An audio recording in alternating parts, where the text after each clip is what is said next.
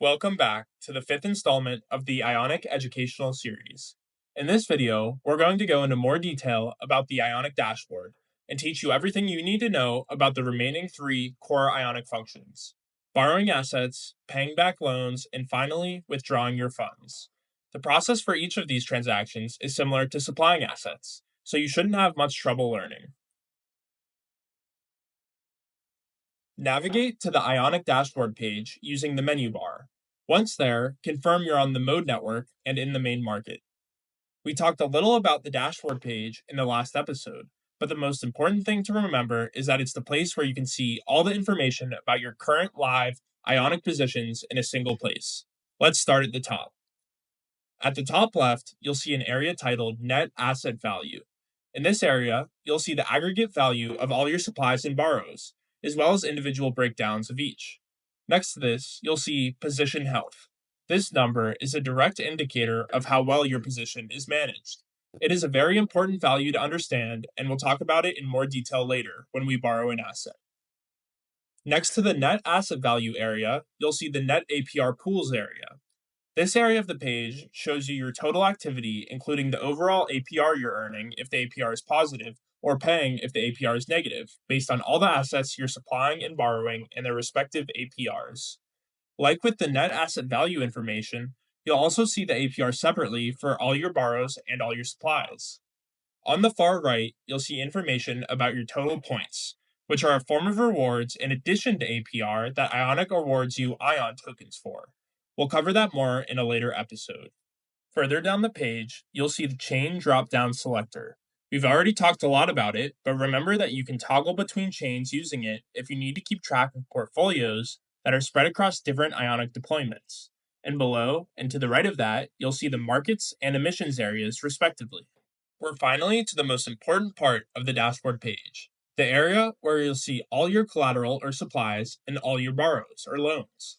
This area shows you the amount and value of the assets you have supplied and borrowed and the respective supply and borrow APRs.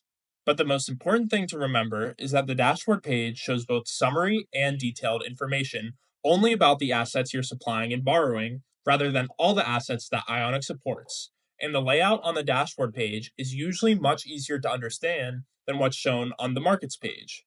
The dashboard page is individual to each user and is your overview for your assets and positions only. Now that you understand supplying and the dashboard page, let's take a look at how you borrow assets. The first thing you need to understand is a characteristic of Ionic in which any asset that you supply is not eligible to be borrowed by you as well. So if you supply wrapped ETH, you can't also borrow wrapped ETH. You can borrow any other asset though, and you can borrow any other asset to then buy more WETH with on a DEX to leverage your initial position. And this is also how the looping feature works, but more on that later. With this in mind, let's get started on borrowing. Go back to the markets page by clicking on the main market button. Scroll down to the USDC asset row and click on the Borrow Repay button. A dialog box will pop up with Borrow highlighted at the top. Where it says amount, enter 10 for 10 USDC. Similar to supplying, notice below that the market borrow APR and health factors will update. Like before, the APR won't change much because this is a small borrow, but you will see the health factor change. For now, it's important to remember that you always want to keep your health factor above 1. In the next episode, we'll teach you more about the health factor, how it works and is calculated, and what you need to do to always keep it at a safe value so that you don't get liquidated. Okay, go ahead and click on the Borrow USDC button at the bottom and confirm the transactions that show in your wallet. When they complete, the Continue button will show, and a note at the bottom of the page will display that you have successfully borrowed 10 USDC. That's it. You have now supplied lending collateral to the market and borrowed a loan against your supplied funds. Let's head back to the dashboard page and confirm your supplies and borrows. On the dashboard page, you should now see that the various fields have updated, including the asset values, APRs, collaterals, and borrows. That's it. You've mastered the basics of supplying and borrowing on a decentralized lending protocol. Now it's time to repay. Let's learn how to repay your loan as well as withdraw money that you've supplied. Remember, Before you can withdraw all your money, you must repay all your loans plus all the interest they've accrued since you took out the loans. Do not withdraw your supplied funds without repaying your owed loans, as this can put you at risk of liquidation. Fortunately, repaying and withdrawing are both easy tasks. To repay, you can go to either the markets or the dashboard page, find the asset that you borrowed, and click the repay button in that asset's row. We're going to stay on the dashboard page. A dialog box will appear, and in it, make sure the repay button is selected. You can decide to repay the maximum amount by clicking max, or any amount up to that by entering the amount in the amount area. Note that the maximum amount that you can repay is determined by the amount of that specific asset that you have in your wallet. As before, the borrow APR and health factor fields will update to show you what their values will be after the repay is completed.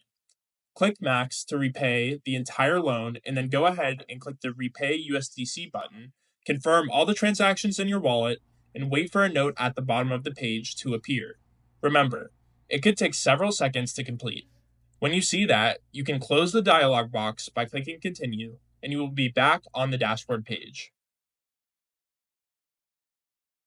The last transaction you need to know how to execute is a withdraw transaction. Once you repay your loans and have no active open positions, you may withdraw all your funds from the platform. This transaction removes assets you've supplied to Ionic.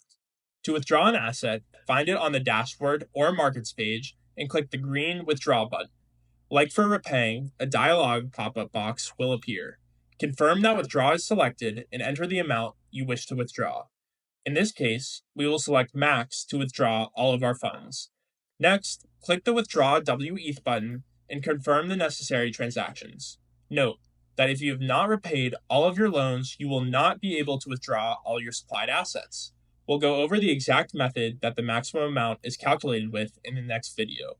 But since we repaid our entire borrow, we are now able to withdraw all our supplies. That's it. All the assets that you've borrowed have been paid back, including any owed interest, and all the assets you've supplied have been withdrawn, with your earned interest. Before we sign off, we wanted to tell you about Ionic's Discord.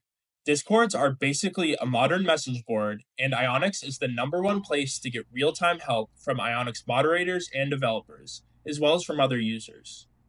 The Discord has multiple channels, including one for general announcements and another for frequently asked questions. But the two channels where you'll find a ton of information and can talk to other users about Ionic are the general channel and the support channel. All of these channels are a great place to stay up to date with what's going on with Ionic and get help if needed. We hope you check them out. In this video, you've learned more about the dashboard and how to borrow, repay, and withdraw assets from Ionic. These are the primary skills you need to be an Ionic user, and they serve as the basis for more complicated transactions that you'll learn about later on to become an advanced user. In our next episode, we'll go a bit deeper and teach you about what collateral and health factors are and how you can use them to avoid liquidations. These are a bit more complicated, but step by step, we'll turn you into an Ionic Pro, and learning about them is necessary to get the maximum benefit from Ionic. Thanks for watching. We hope you found this video helpful, and we'll see you next time.